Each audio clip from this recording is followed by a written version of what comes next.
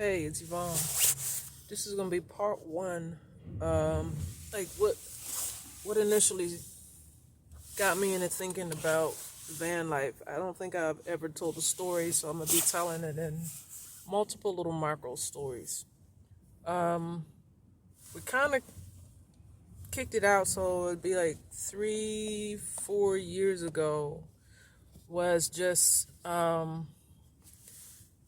repetitive, um, really bad housing experiences. Um, Something always happened here in the city where I'm at. Something always happened that I never experienced in any other place where I lived. So, like back at home in Pittsburgh, my living situations were good. You know, the laws there really were more pro tenant. They didn't really play that. And if you had some type of issue with your apartment, they didn't really play like they do here, as far as being slack and really letting landlords get over. Um, that really seems to be the case. So after repeated situations, the last straw for me was because I had lost my apartment, or I moved out because I was going to relocate. But then I ended up staying and I did not relocate. So I had already given my notice. So what I decided to do was I had started renting rooms. I didn't get another apartment. I thought I would try renting rooms because I had been thinking about relocating. So I'm kind of shortening this version. My last experience renting a room was really what kicked it off, and it was kind of coupled with when C-19, March, like 2019, 2020, how things were going, and as far as jobs and everything. And so me getting laid off from my job, coupled with the really bad housing experience I had, really was the straw that broke the camel's back for me. Because I was staying somewhere where the landlord, I was paying him faithfully. However, he failed to maintain the property like he should. So he was doing repairs, specifically in the bathroom. Like other things I probably could have tolerated better, but he decided to do like a full remodel. So I didn't have a bathroom for months. And so I had to shower in like the gym or wherever I was, primarily at the gym.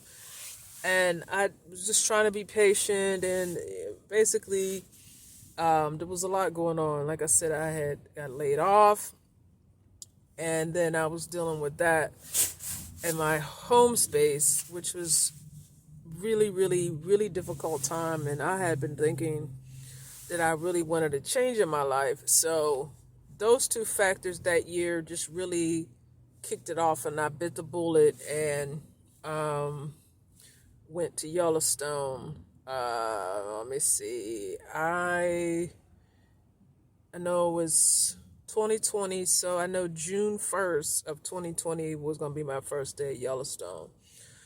So it was quite a process. I think I had said in previous videos, it was a process. I just didn't randomly like, man, I'm going to do van life, or I'm going to take a cross-country bus trip. I had really been thinking about what I wanted, and I think that was just the impetus I needed Because, I had been getting really, really comfortable too. That's another video. And like the Holy Spirit had been talking to me about some things that I don't really hear people talk about, other believers. I don't really hear them talk about as far as, for me specifically, the comfort level that and dependence on the world system that, how it become. I hadn't been thinking out the box. I realized I hadn't really been using my mind and my creativity. I had been so comfortable and accustomed to, what we do. We go to work, we get up, we go to work every day. How they have things planned out for us. The Holy Spirit had just revealed to me that I was really, really caught up in that. My mindset was really, really caught up in that, and I really wasn't following his way. It took a while for that to set in, and realizing that when hits the fan, that mentally I really wasn't going to be prepared. So that was like, I gotta be honest, that was like a shock to me, because me as open-minded and progressive as I thought I was, to come to terms with the fact that, hey, you're really tethered to the world system, and if something happened, what would you do? What are you gonna do? So I needed to broaden my faith, or he began to tell me you needed to broaden your faith, because really you're not trusting me, you trust the world system. You go to a job to get paid, and I was guilty of really not seeing God as the source, and that was really tough to come to terms with, and I still struggle with that. I still struggle with it. I'm gonna be honest. I still struggle with it.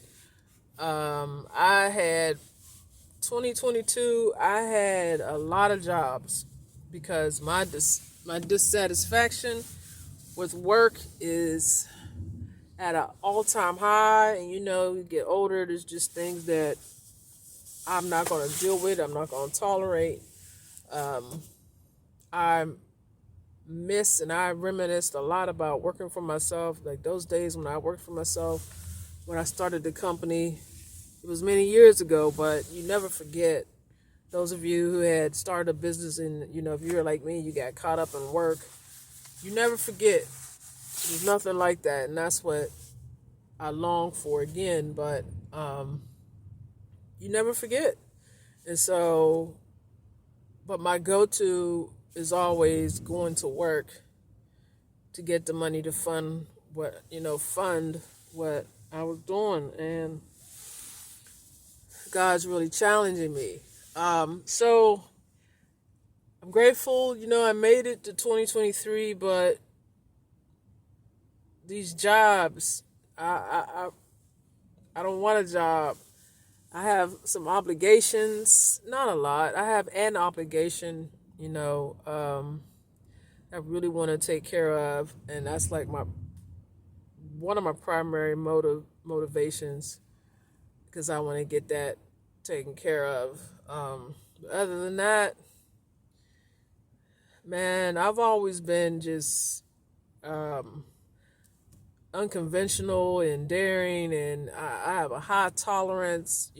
I can make money one week, not make any. I have a high tolerance, so I can deal with not always having money in my pocket or having different levels. I can deal with it, because the stress and the BS of dealing with, the 9 to 5 and the people, it's like the older I get, every day, every week that passes, like it just really gets to me. Today I got an email from FedEx, but here's what's funny is that I had applied because I was just going to use it as a tool. I always do. Stay here for a couple months, because I'm supposed to go to a national park during the summer. stay here for a couple months, get the funds, fix my car up, right? And then keep it moving. Well, when I finally spoke to the manager, and for some reason, he said that he'd been trying to call me for 2 weeks and wasn't able to reach me, which I find really, really, really odd. When I spoke to him, he was really, really rude and curt. And like when I went out there, he really was, and I'm at a place now where the environment is really, really important to me. Spending hours somewhere with people that you don't vibe with is just, So he was really rude, and I decided in that phone call that I don't want to work there. And in the midst of his sentence, basically, he was like, well, I hung up on him because jobs are nothing, and so I hung up on him, and I was like, how do I not have to go back to work? So this is where I am in January 2023. I don't know. Sometimes I feel like I'm a little depressed because, like, here, I don't want to do anything. I am so over this city. I don't want to do anything. I don't want to go anywhere. If I'm not going to a job, I'm chilling in the van. I need to exercise. I don't even feel like walking. I don't feel like going anywhere. I'm researching. I'm studying. I'm thinking about my plan. So this is where I'm at,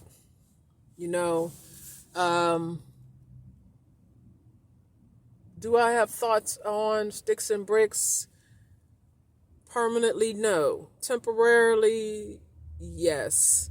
Like, I did when I was in Chicago and in Pittsburgh, Airbnbs and hostels long term. That was really, really fun. Like,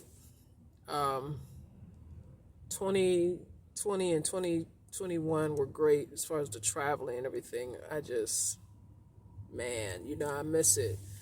But that's where I'm at. I'm chilling, and in the midst of all that, like I said, I'm grateful to God for keeping me safe in this city because there's a lot happening in this city. There's a lot of this city. I'm in one of the most violent cities. No, not Chicago, but one of the most violent cities. But by God's grace, you are looking at me and hearing my voice. He's keeping me safe. I don't know what he has up his big sleeve for me, but sometimes I think spiritually is why I struggle in this city, because I'm, being prophetic, I'm so open to the environment and so in tune with what's going on. I think sometimes it really affects me. Nonetheless, here we got traffic going on. But I love this spot because traffic is going one way. It's just going that way, right? It's just going that way. So I don't have to deal with traffic both sides. I love that. It was just real quiet sleeping here last night too. But yeah, this is where I'm at. I just wanted to catch up, give you an update. Like I said, I post about van life, realistic van life. Women over 50 that's interested in van life, and they just have a car.